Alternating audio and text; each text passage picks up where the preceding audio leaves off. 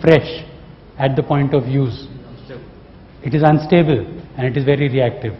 So the calibration of the ozone analyzer requires a special hardware. So that's the other part of the analyzer, which is a little more difficult to do. But they have been able to quite well do it. We are tied up with an Australian company called Ecotech, which provides US EPA approved analyzers. Ozone is among the parameters they have EPA approval for. And as the slide shows, we have a system running at Tata Power in Mumbai. We have UPPCB stations at Kanpur, Varanasi and Agra running these analyzers. Chennai, there are 2 systems with the research institutes. Now, why, when I was making this slide, it suddenly struck me, why Chennai? Why should Chennai suddenly have 2? The answer, can anybody help me? Why do you think Chennai has taken the lead and 2 research institutes have ozone analyzers? It is nearby Shah. It is nearby? C. Sriharikota. Sriharikota. No, sir. Your Manali industrial area, which has a lot of chemical units, organics. Now, ozone is coming from secondary reaction, as they said, and it seems that hydrocarbons are ozone precursors. So where you have large hydrocarbon pollution, you will have very high ozone in the atmosphere, because that hydrocarbon presence promotes the formation of ozone. And I feel that this research bodies in Chennai taking interest in ozone measurement, taking the lead in that, has probably come on account of the large amount of hydrocarbon units in the vicinity of Chennai. NIT Trichy is another body which is taken up. Siting of ozone analyzer, I think this is another important thing which I thought I should bring it to your attention. It is very strongly absorbed by vegetation. And now by hindsight, I feel that some of our own stations, Tata Power Station for example, Subrat, you might like to note that Tata Power Station, there are a lot of trees in that area where they put up that analyzer. So it may not be the best location for the ozone measurement we are doing there. Though those trees are somewhat short height, they are not tall trees, they keep maintaining and cutting them down, but it seems that ozone is quite strongly absorbed by vegetation, and so when you site an ozone analyzer, it should be away from vegetation.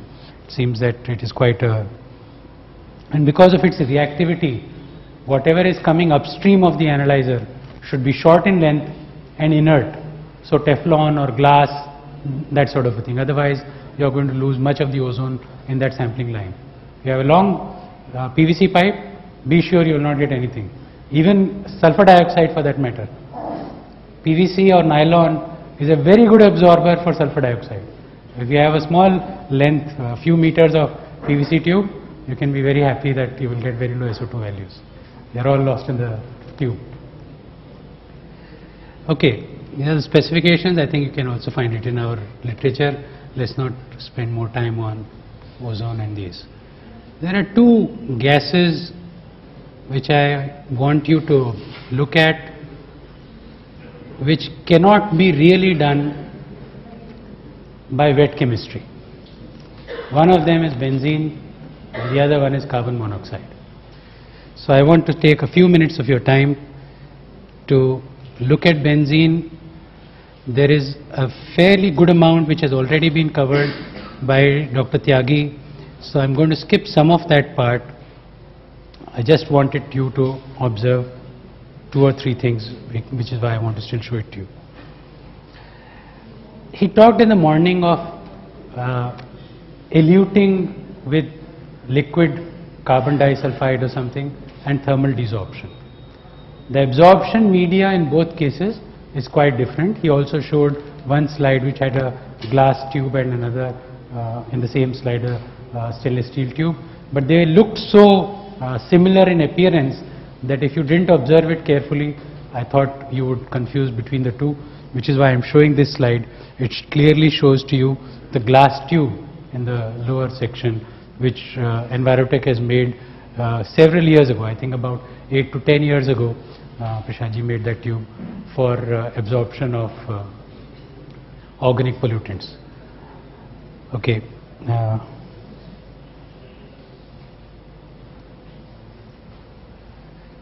The other thing which, sorry, I should have mentioned right here is that a very important part of sampling through charcoal tubes or 10x or these sort of things is low flow rate. You need, Tyagi ji also did mention that 30 to 50 ml per minute, max about 100 ml per minute is what he was recommending, and this was the chief reason why we went into this development. We were initially making it as a variant called APM 850. That instrument is also here, and now it is 856. The APM 850 still used our high volume sampler kind of flow metering, a rotameter. And a rotameter tends to become unstable with low flows, and so we were not able to reliably measure below 0.1 LPM. 0.1 LPM is 100 ml per minute, and 100 ml per minute is the max level which Tyagi ji or knowledgeable scientists like that are recommending. So low flow rates was one reason why we required a new development, and the second reason was that we find that benzene is coming from vehicular sources, which means you want to do it on a roadside, you want to do it near a petrol pump, you want to do it on the street, not inside a building or so on, so where mains power is available. So on the roadside, power becomes often a deterrent or an issue, and on a petrol pump it also starts sometimes becoming intrinsically safe. Now this equipment is not intrinsically safe, but then so is your mobile phone. It is not intrinsically safe. Now you find a small placard on most petrol pumps, don't use your mobile phone here, right? But nobody prevents you from going there because you had a mobile phone in your hand.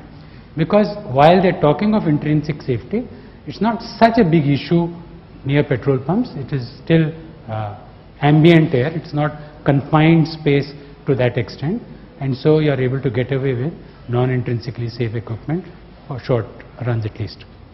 So battery operation, I think, was the other key reason we felt that equipment needed upgrade, that on the roadside or near a petrol pump or near some of these areas which were important for benzene monitoring, mains power was an issue, and the earlier instrument required mains operation. Those are the two main changes here. Flow metering has been modified to allow much lower, even 20 ml per minute reliably you can use as a small digital flow sensor inside. Another important thing which we did after we initially produced the first prototype, that was a compositing system. You have been using a compositing system in water samplers. Envirotech introduced a compositing system in a stack sampler, I think 87, 86, somewhere there. It never caught on, perhaps because of the cost or because of the fact that my friends in industry didn't want to report a value which was over 8 hours. So they found it more convenient to report a 25-30 minute grab sample. So the compositing sampler that we produced earlier for stacks never really took on in terms of sales volume. But I think it's an important, good concept. Where you are fearing that there could be a saturation of the absorbing media, whether it is an absorbing liquid reagent or it is an adsorbing activated charcoal media, the whole business of low flow is coming about because you don't want a breakthrough to occur. You don't want an unadsorbed amount of the pollutant to pass through your column. It could be because of residence time, it could be because of saturation of the limited quantity of media available.